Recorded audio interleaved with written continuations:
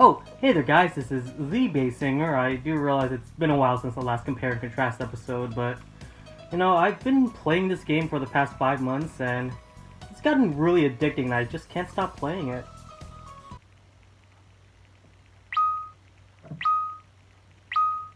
But I also recognize how dangerously addicting this game could be, so I'm just gonna have to turn it off for now and really work on the next Compare and Contrast episode. It has been quite a while, so yeah, let's just get on to that. Alright, I just need to find my yellow shirt and then we could get rolling. Huh, man, this room is a dirty mess. I'm gonna have to clean it up soon. Okay, huh.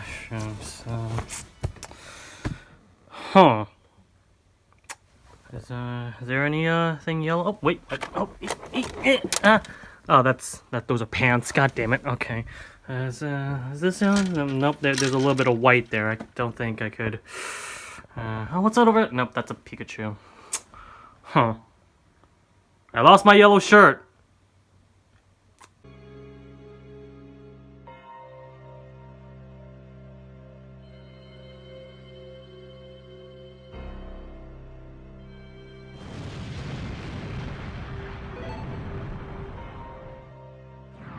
So out of all the Resident Evil games, 2 and 3 are the ones I'm least familiar with. I did play 1 when it was released on the DS, I played 4 when it was released on the Wii, I borrowed a copy of Resident Evil 5 from my good friend Mello, and since the game has cooperative play, we were able to play together as well. I definitely recommend watching our Let's Play of the game. It was a lot of fun recording that. I also own like 5 copies of the game too. I think I might have a problem. RE6 was certainly a mixed bag for me. I actually had a lot of fun with the game, but I also admit that it lost its horror roots. That is, until Resident Evil 7 came out and blew the creep factor back to maximum. Since the remake releases this year, I figure it'll be a good chance for me to check out the original as well, and see how it compares to the remake. Now, storyline-wise, there's not really much of a difference, aside from minor key elements. I will showcase that for the sake of this review, though. In terms of cutscenes, I will showcase the remake footage, since graphically it does look superior. No offense to the original PS1 graphics, though. I'm pretty sure it was good at its time. Anyways, without further ado, this is Resident Evil 2, the original, versus Resident Evil 2, the remake. Alright, well, before we actually begin, I have to mention that this game has 2 story modes, one for Leon Kennedy and one for Claire Redfield. You do have the choice of picking either one first, but to get the full story, I'm going to be playing through both stories. For the sake of this comparison, I will be explaining the remake story and cover Claire's story first, and then Leon's. There are some minor differences between the original story and the remakes, but for the most part, they're not that spectacular. There's also the Ghost Survivor missions as well, which was included on the DualShock version of the original Resident Evil 2 disc, and as free DLC for the remake version. Now, the side missions do expand on the story a little bit, but to my knowledge, they're not canon. So I won't be discussing these too much, and for the record, I didn't even finish the final story.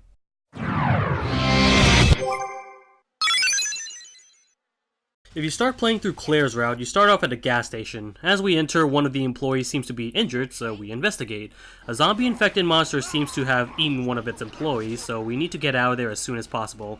All the while, a bunch of zombies chase after us. We are rescued by a police recruit, Leon Kennedy, who is on his first day of the job. What a day. We drive to the police department, however we got separated after an explosion from a gas driver.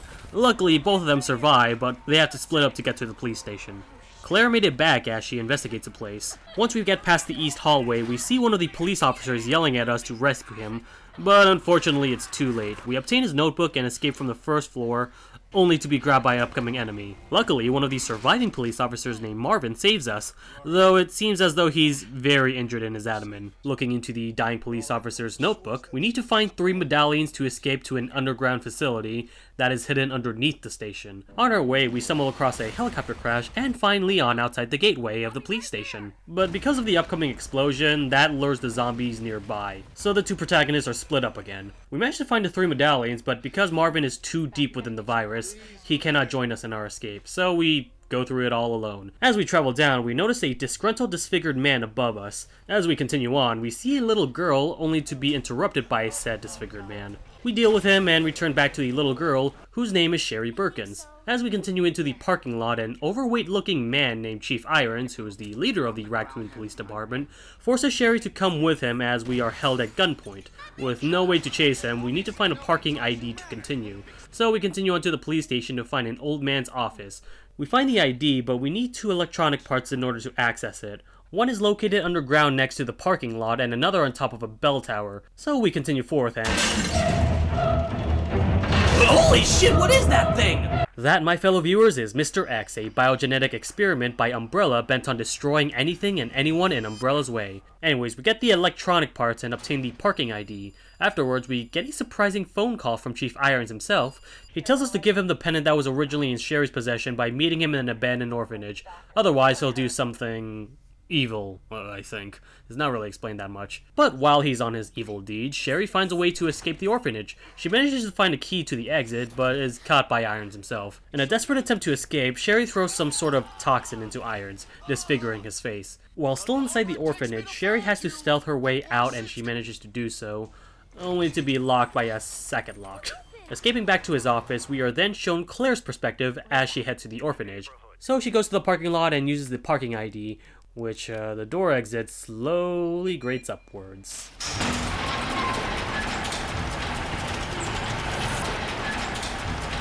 Ah, shit! She makes it to the orphanage after a giant concussion. But it seems as though no one is there aside from Chief Irons in his mutated form. We locate a secret passageway inside his office and locate Sherry, only to be chased down by Mr. X. The two continue to run into an elevator shaft, but Mr. X manages to catch up and entrap them.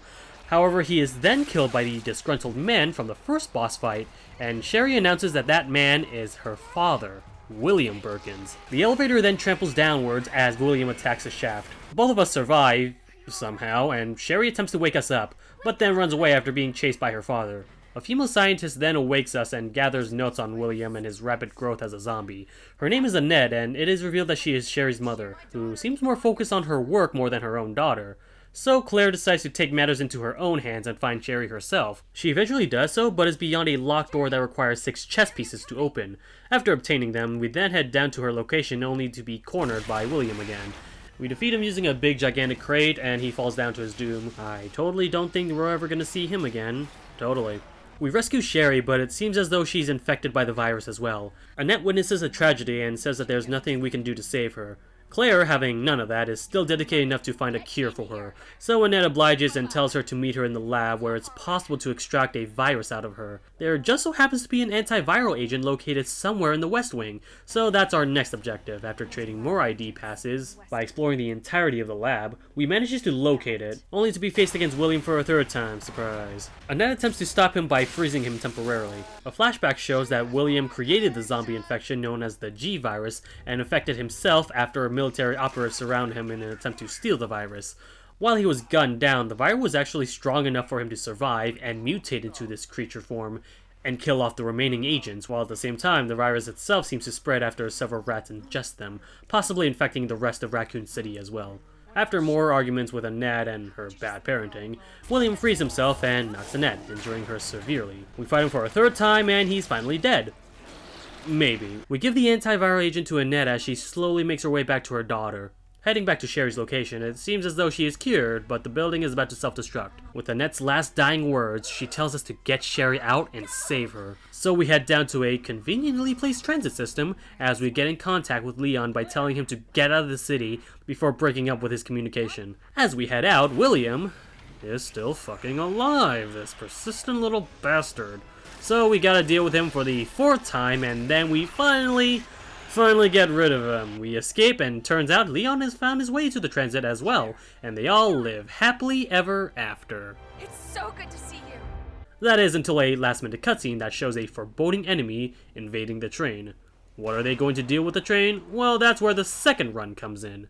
During Leon's campaign, we start out with Leon and Claire's second encounter after the helicopter crash. From there, the story seems to repeat itself with Leon encountering William again for his first fight, with the only difference being that Sherry is not present. I'm assuming that the repeated happenings that occur in both Leon and Claire's campaign, I could possibly chalk down to a separate timeline scenario. Otherwise, if we were to assume that both of their campaigns are happening at the same time, then there are things that don't add up. For example, both of them managed to meet Mr. X for the first time at the same place, also fighting William Birkins for his second and third boss battle. Not only that, but in the middle of Claire's campaign, Mr. X is clearly dead.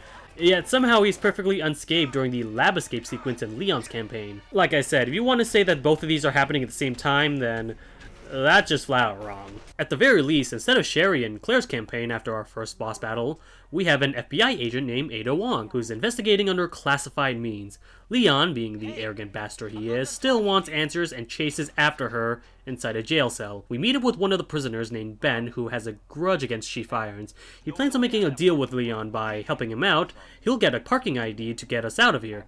But Leon, being the good cop he is, decides against that. After begging countlessly, he is eventually held by the head, which gets crushed, instantly killing him. Ada follows Leon from behind, even though she was the one that went inside the jail cell first. Unfortunately for her, Ben has some information for her investigation, but because he contracted a disease called Dead as Fuck, she has to find another way to gather information, all the while continue to pester us to leave the city. So it's off to find another way to open Ben's cell in order to get the parking ID. How do we do this? By doing the same thing what Claire does and retrieving 2 electronic parts. We managed to get them and open up the cell to gather the parking ID, along with a video recording of Ben's interview with Annette about the G-Virus and Umbrella's alignment with the orphanage. We attempt to leave the cell only to be bombarded by more zombies and, even worse, Mr. X himself. Leon manages to miraculously escape only to be grabbed by Mr. X at the same way Ben got himself into his trouble. Luckily, thanks to Ada and her SWAT truck, she goes full throttle into the beast and crashes him onto a wall, once again saving Leon for the second time. But the tyrant is still alive and he moves the truck to free himself. Fortunately for us, there's a gas leakage that happens to explode upon Mr. X's impact. After Ada ignites her C4, we escape the police station and finally hear out Ada's mission as she infiltrates the pharmaceutical company known as Umbrella and their illegal research on the biohazard, a genetic mutation that turns anyone who consumes said product into zombies. As we progress, the roads are still under construction, so we need to go through a gun shop in order to pass by. On our way through, we are confronted with the paranoid owner and what appears to be his infected daughter. He asks us politely to leave as the gun owner embraces his daughter and locks both of them inside a house. We're off towards the sewers where we are confronted by for about 20 seconds as a simple explosion annihilates the creature. We encounter Annette, only for her to escape. Attempting to chase her down, we get shot down by her after saving Ada. As Leon rests, we get to control Ada, and as we do, we are in pursuit of the mad scientist. Eventually, we are trapped at an incinerator after finding a wrist key, but we manage to escape, only to be caught by another trap. Back to Leon, he explores around the sewers and found Ada's unconscious body, and in order to set her free, we need to find 6 chess pieces and unlock the door again. Oh boy. And then William appears again, oh boy. But we eventually save Ada, and rather than being infected like Sherry, she just has a sprained ankle. We come across a skylift, and the objective of our mission is to find the antiviral agent for Ada to recover. Also, yeah, many shippers shit their pants after seeing that. We finally arrive at the lab, and after some exploration, we finally found the antiviral agent and come across Annette again. She gets pimp slapped by William, and we dispose of him for a third time. Annette also exclaims to us that Ada should not be trusted as she doesn't seem to appear as Leon thought she would be. This mindset leads Leon to question Ada's motives. After discovering the truth, she finally confesses her espionage as it appears that she has some ulterior motives behind obtaining the antiviral agent. Unfortunately for her, she gets shot by Annette as in her final trigger pull, she dies. Leon tries to rescue her, but unfortunately loses his grip as Ada plummets to her death, never to be seen again. Never to be seen again. Never to be seen again. The self-destruction sequence is active, and Mr. X is behind us, so we need to fight him as our last encounter.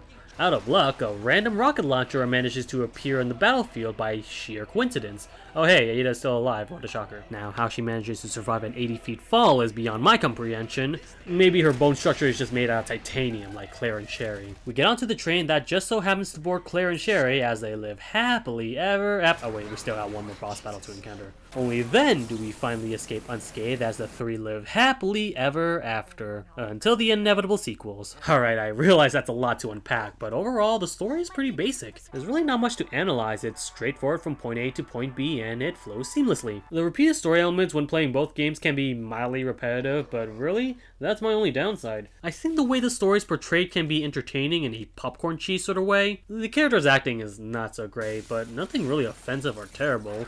In a way, some of the bad acting can be pretty charming as it tries to mimic the old style of the original Resident Evil 2. albeit not cranked to 11 in terms of hamminess. Oh yeah, I should probably look into the original too, huh? I'll make this brief as to not repeat a whole lot. In terms of differences, the remake manages to make certain side characters a lot more dynamic. The gun shop owner, Marvin, the antagonist scientist, Annette, I feel they do a lot more justice in the remake. You want to know what the gun shop owner was like in the original? He gives you a gun, some ammo, and then immediately dies from a horde of zombies. In the remake, they actually give him a backstory with his infected daughter, and made him more bitter. I feel it's a nice addition to make him feel a lot more compassion, and he actually has a purpose rather than just be zombie bait. They also made Annette more of a sympathetic villain. Well, more so in Claire's story than Leon's. While at first she doesn't seem to really care about her daughter, she eventually grows to care about her, and in the end, she's the reason why Sherry is still alive. The character dynamic goes more so with the head police force, Chief Irons, although I will say in the original, I think they portrayed him very well too, making a good baseline for tricking the player into thinking Chief Irons is actually a good guy, though the fact that he has a dead body in front of him when we first meet him doesn't really help his cause whatsoever. But nah, in the remake they made him way more eviler. I would have liked it if they made him good from the start and then trick us into thinking he's evil later on, but I think the new direction works fine enough. Now in terms of the main two characters though, I don't really see much of an improvement. The same can kind of be said for Sherry and Ada as well. All four of these characters are mostly protagonists, being the heroes of the story. And I guess personality wise they made Leon a little bit more cocky just to mimic him a little bit of his Resident Evil 4 personality. But otherwise, not much has changed. Some scenes have been altered, removed, or remade in the remake, and overall, I sort of like that change. I do wish there were elements in the original story that they incorporated with the remake, but overall, it expanded the characters a lot more, made the voice acting a lot more better, and fixed some of the original story flaws. Admittedly, there is some charm to the original bad voice acting. It does make things a lot more comedic than it needs to be. But if I want to take the game more seriously, the remake definitely got me more invested. But I digress. What about the gameplay?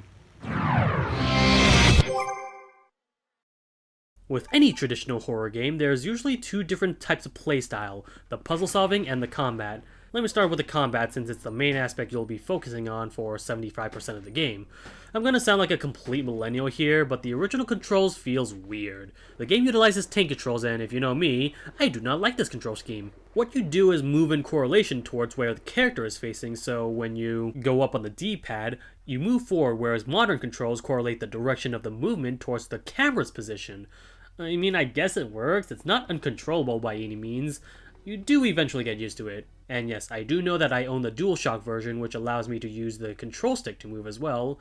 The thing is, all it does is function as a second D-pad. There's really no true analog motion when you slightly go forward. The game recognizes digital inputs only. Now, while the controls feels off, I think that if the level design is allocated for the controls, it should be fine. It's alright. This could be due to my conservative playstyle, but I think that the thing that makes this game not as infuriating are the rates of herbs and ammo. They give you a great amount of those items, so you can deal with the upcoming horde of enemies. Like this section where you exit an office, you are bombarded with an exceeding amount of them. I managed to kill them all because I had the right amount of ammo and the herbs to fix up my wounds, but let's just say you don't have any of those. How the hell are you going to escape? You think you can knife them all? That shit's dinky. I would have liked it if most of these corridors that you encounter had a way for you to escape. Not easily, mind you, I think it should be very difficult. Just not impossible. Like the remake, for example. For tight hallways, yeah, it's a little impossible, but it never feels that way. There are times where I was able to avoid them. More so if you kept any grenades, flashbangs, and knives around you to save yourself if you ever get grabbed. Even with bigger areas with a bunch of zombies, I try my best to find a way to avoid confrontation if possible, especially if I had no herbs or ammo left. Now, I say that these items for the most part are all you need, but there are some items you can get to upgrade your equipment, such as crafting materials for ammo or attachments for your weapons. But you also have to take account into your inventory as well, as you do have a finite amount. You're pretty much required to either discard some non-key items or store them all in the chest box for later use. For the remake, you do have some upgrades that enhance your inventory space, and that can be very useful, especially after getting this achievement where you can never use your item box. There was one item that I found somewhat unneeded or useless for the majority of the game.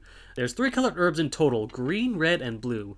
Green is your standard healing items, which can be combined into 1 or 2 more green herbs for more healing combinations. Or you can combine 1 green herb with 1 extra red herb for max healing combination. As for the blue herbs, they just seem to cure poison. and don't even heal your health at all. I say this is mostly useless because, to my knowledge, there's only one enemy that can poison you in each game, and they only appear in the middle section of the game. I only intentionally poisoned myself for footage because the majority of the time, I either had a grenade, a knife, or a flashbang to save myself from these enemies. I did get poisoned occasionally in the original, but there's also these blue herb plants that infinitely grow, so if you do get poisoned, you can just find one of these and instantly cure yourself. Now if you go for the remake, they do have a difficulty section, easy, medium, and hard. Easy mode is there for those who want to enjoy the story as there's regenerating health, and zombies will kill you a lot more slowly. For most of my playthrough, I played through either medium or hard mode the most. If I had to describe the overall difficulty of the original game, it has to be between the medium and hard. For one, you are required to save the game using ink ribbons, so you do have a limited amount of use. This didn't really affect me too much though. I usually save once every time I see a typewriter, so the game is not really strict when it comes to saving the game. Though if you do want the S+ rank, you have to save a minimum of 3 times, so really conserve those ink ribbons if you can. The same can also be said for the remake as well. I think both of these games handled ink ribbons perfectly. However, I do wish the ink ribbons were available or at least an option for the normal difficulty, as the ink ribbons are exclusive to hard difficulties. Let's not forget, I've explained that the game gave you mostly materials to get through the game, but you'll most likely see this screen regardless. Both of these games are hard, more so with the original as well, so you're gonna have to really know how to play the game properly unless you're playing on the easiest difficulty. If not, you're gonna have to learn how to survive and get through the end of the game and deal with the diverse cast of enemies you'll encounter. Enemy variants are pretty big with both of these games. Both do have regular standard civilian zombies, but also include lickers which will only attack you if you sprint or shoot your weapon. There are zombie dogs too that are fast creatures and very hard to catch up or outrun. Spiders that crawl into the ceiling and walls, so you have to make sure to aim properly. Strangely enough though, these only appear in the original and not the remake. I feel as though this is a missed opportunity though. I kinda wish they appeared in the remake. These plant enemies, where in the original you can only kill them using fire, in the remake you have to shoot their balls in order to completely kill them. One thing that's really scary and will put you in a more tense situation is Mr. X himself, as he will chase you down and hunt you until you're dead. You can never be too careful because he's also unkillable as well, and he can explore the entire police station. Well, for the most part. There are some places where you're completely safe, like most of the save rooms or Chief Iron's office, which makes moments like these look very silly.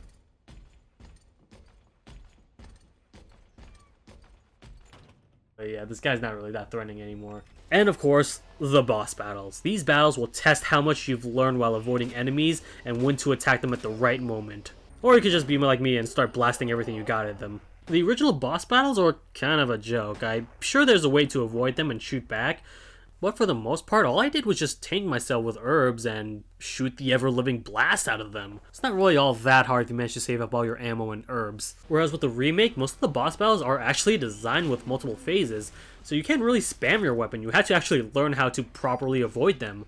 Although there was this first encounter with William Birkins where it's actually possible to knife him to death without getting hit. It's sort of dumb. Both of these games not only include Leon and Claire as playable characters, but you get to also play Ada and Sherry as well. For the original, they're sort of done quickly. I feel as though the remake handled these two way better, with Ada giving you this thingamablaster that overrides any electrical output and overclocks them to cease functioning. And they can make for some tense moments when avoiding Mr. X or escaping from the incinerator. Sherry takes more of the stealth approach, and I think this works very well. It is pretty preset though, so every time you get caught, you know exactly where Chief Irons will go next. Now for the puzzle sections. I mean, they're alright, I guess. I'm not gonna lose much sleep over them. They're there to just pad the game out a little bit, but I wouldn't mind if these games remove them entirely. The thing is, the puzzles are either ridiculously easy, or they just tell you straight up how to solve them. This chess puzzle is kind of unique, I guess. Otherwise, most of the puzzles are just kind of bland for me. And I'd like to stress once again that the puzzles in these games are not bad. I'm just kind of underwhelmed more than anything. So I do like the remake control scheme a lot more since it's something I'm more used to compared to the tank controls of the original. Story-wise, of course, the remake seems to present itself a lot more better as well. Oh yeah, speaking of the presentation... Okay, before we actually start with the presentation, I feel like I need to address some things about this category entirely. First off, if we look at my previous reviews, you've noticed that I've had a broad sense of definition on what I classify as presentation. While most of these have been consistent like graphics and music, some of them kind of blend too close to gameplay or story territory. And I'm not gonna lie, I've been guilty of explaining the voice acting and development for the story section and level design for the gameplay section. There's really not much to describe with just music and graphics. You could kinda just see it for yourself what the game looks like. I'm only merely describing why the game looks good or bad and what I think about the music. By the way, for both of these games, love the way they look. Resident Evil 2 Remakes looks as grotesque and demonic as ever, and I love it. If I had to give a negative, maybe they could have done with some slightly better faces. I kinda don't believe that these are human beings I'm looking at, they look more like Barbie dolls to me. Even so, I think they're mostly trying to make the characters look more attractive rather than realistic, because even for Barbie dolls, they look fine as fuck. Besides, even with the character models, everything else looks gorgeous. The background scenery, designs of certain buildings like the orphanage or the lab, even this beginning cutscene with this truck driver eating a burger. Damn dude, now I'm hungry for some protein. As for the music, I think they made the scary moments more eerie and the dramatic moments a lot more dynamic. If I had to pick a favorite, I do like the way the original sounds with the police station to the save screen. On the remake side, both final boss tracks sound as epic as ever, with Last Judgment being my favorite out of the two. Of course, there's also the credits that conclude the game. The remake title, Saudade, gives this indie rock kind of feel. I do like this track as it shows the triumphant victory of our heroes, but also foreshadows what's to come later in the series. As for the original credit sequence, we've got...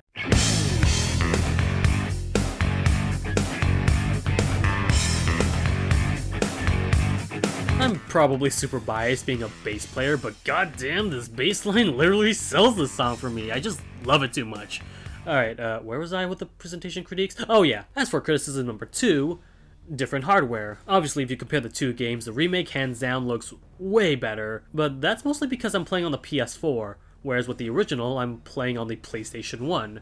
Well, technically the PS3 that was backwards compatible with the PS1, but still, that's a pretty ginormous gap. In previous episodes, I tried my best to get the same version for both games, DMC vs Metal Gear on PS3, Dragon Ball FighterZ and Marvel vs Capcom on PC, Call of Duty on the Xbox, and Wii U for some reason. But of course there are times where I couldn't do that, like Sonic Unleashed for PS3 versus Wii, or Super Smash Bros. Melee versus Wii U, a game I'm probably gonna have to update now that Ultimate's out. I explained this issue by stating that I'm judging these games based on the hardware specs they are assigned to and how they differ from other games in the same system. But that's not really comparing both games side by side, is it? That's just merely judging both games without any correlation towards each other. Maybe I can only compare them to each other only if they're running on relatively similar hardware, or maybe I just make the series more of a double review rather than a competition of what game I like more. Speaking of competition, the last critique I have to mention, the point system. It's been pretty inconsistent to the quality of the games I played. Ninja Gaiden 3, for example, well, it's pretty obvious that the remaster is way better,